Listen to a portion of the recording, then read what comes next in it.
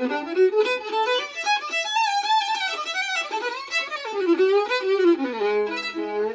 right. I'll try not to do too much of that. Sorry. Lesson number 4.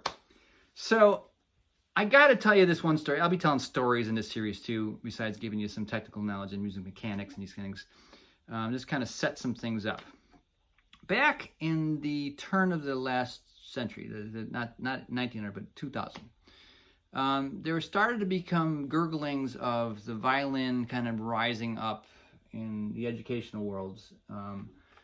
The educational people in the string world realized that we're losing kids in the schools. Just violin was not, and the strings was not interesting enough. And the band kids, they get to go out and dress in fancy uniforms, be part of a team kind of thing, go out in the football field and blow shiny horns in front of, big crowds and stuff and march through the streets. That was much cooler for kids in school a lot of times than it was playing the violin, which you're often mocked and ridiculed for as a sissy instrument. I think that's changing, which is great. But about late 90s into the 2000s, the Musical Educators National Conference, MENC, decided, hey, we got to change things up. We got to change our game because we're losing kids. And to their credit, they came up with new standards, which included improvisation, included multiple styles, included music theory, these different things. And the problem was that it's taken 20 more years for it even to start coming around because it had to go through one generation because the teachers who only learned the classical way were terrified to do any of that stuff themselves. So how could they teach it if they couldn't do it themselves? They're terrified to get off the page. They didn't know how to lead people. So that's where people like me and maybe Matt Glazier and Daryl Anger, we stepped in and started writing materials and a number of others to try and fill in this void, teach the teachers and teach kids how to jam and stuff. The Fiddle Jam book came out right in 2002. I was Hal Leonard, proud of that.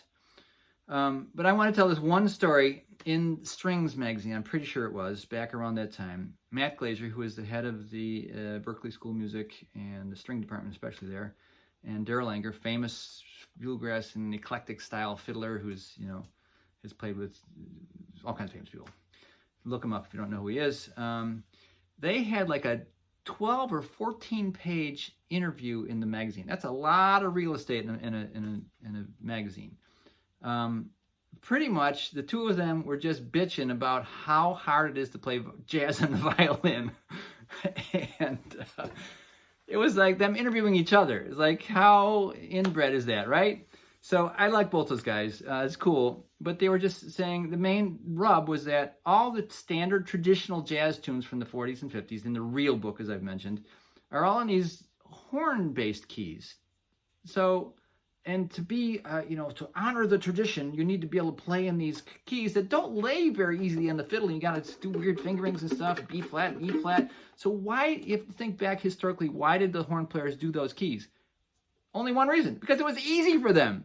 Those keys lay very easily on a horn and not so easy on the violin. So I emailed Daryl privately, and I said, it's kind of funny what you guys were doing. It's like there was some newsletter threads and community bulletin boards and stuff. I said, let's whip it up.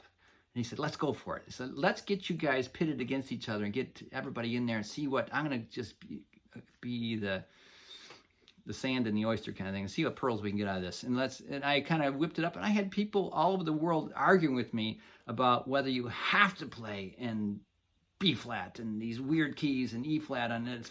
It's like my stance was like, why don't you just do your own key or retune your fiddle so you're playing those keys? It's like, it's so easy to me.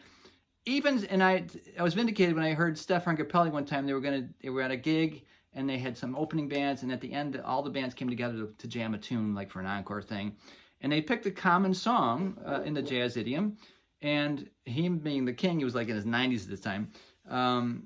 They were going to play it in a certain key. Oh, no. Let's do it in this key. It's much easier kind of thing.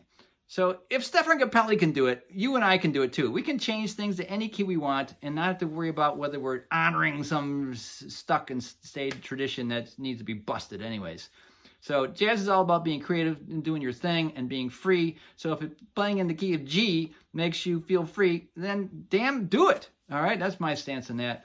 So I thought it was funny that article, those guys, and they were kind of in on it with me to get people arguing, which we did. And you can look that up online somewhere. I think it was International Association for Jazz Education had a strings caucus thread that we whipped up, and it was quite interesting.